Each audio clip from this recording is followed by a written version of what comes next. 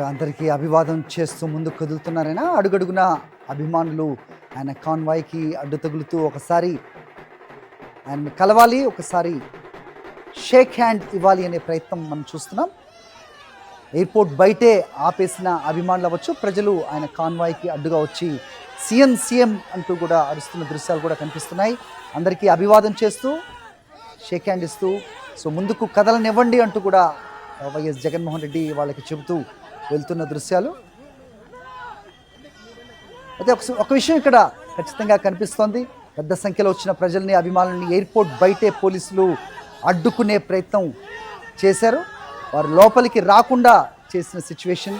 అయితే బయటకు వచ్చిన వైఎస్ జగన్మోహన్ రెడ్డి కాన్వాయ్కి అడ్డుగా ప్రజలు, అభిమానులు ఆయనకు ఘన స్వాగతం పలుకుతూ ఉన్నారు. సీఎం సీఎం అంటూ హర్షాతిరేకాలు వ్యక్తం చేస్తున్నారు. అందరికీ కూడా అభివాదం చేస్తూ వైఎస్ జగన్మోహన్ రెడ్డి కాన్వాయ్ ముందుకు కదులుతోంది.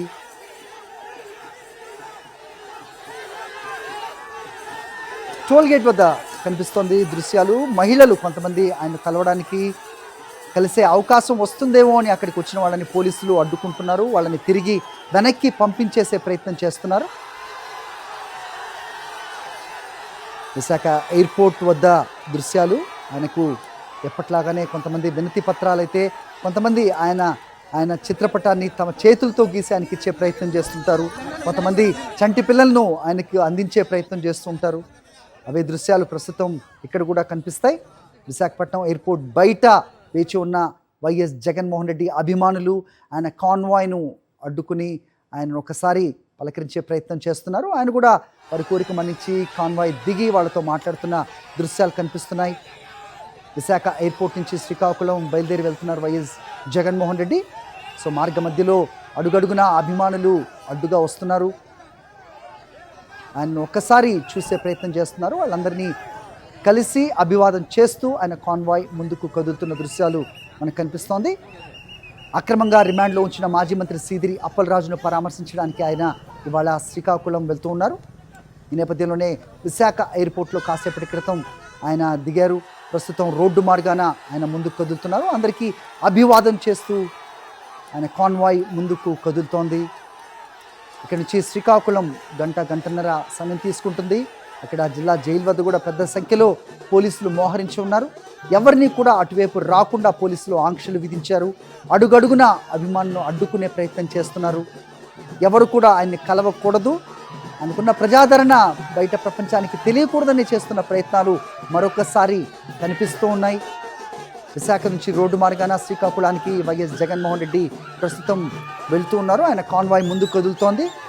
చూస్తున్నాం అభిమానుల కోరిక మేరకు ఆయన కార్ దిగి అందరినీ పలకరించి ఒక్కసారి షేక్ హ్యాండ్ ఇచ్చే ప్రయత్నం చేస్తున్నారు. పోలీసుల ఆంక్షల నడుమ వైఎస్ జగన్మోహన్ రెడ్డి పర్యటన కొనసాగుతోంది. ఆయన కాన్వాయ్ని కూడా కేవలం 8 వాహనాలకే కుదించి ఒక రెస్ట్రిక్షన్ పెట్టింది కూటమి సర్కార్. అయినప్పటికీ ఆయన ఈరోజు వస్తున్న కారణం, బయటకు వచ్చిన నేపథ్యం, మాజీ మంత్రి సీదిరి అప్పలరాజును అక్రమంగా నిర్బంధించిన నేపథ్యంలో ఆయన పలకరించడానికి, పరామర్శించడానికి, ధైర్యం చెప్పడానికి ఆయన వస్తున్నారు. ఇది ఏ పార్టీ కార్యక్రమం కాదు, దీనికి భయపడాల్సిన అవసరం లేదు ప్రభుత్వం. అయినప్పటికీ వైఎస్ జగన్మోహన్ రెడ్డి అడుగు బయట పెడితే మరి ఎందుకు ప్రభుత్వానికి ఇంత భయం అనేది అర్థం కాని పరిస్థితి.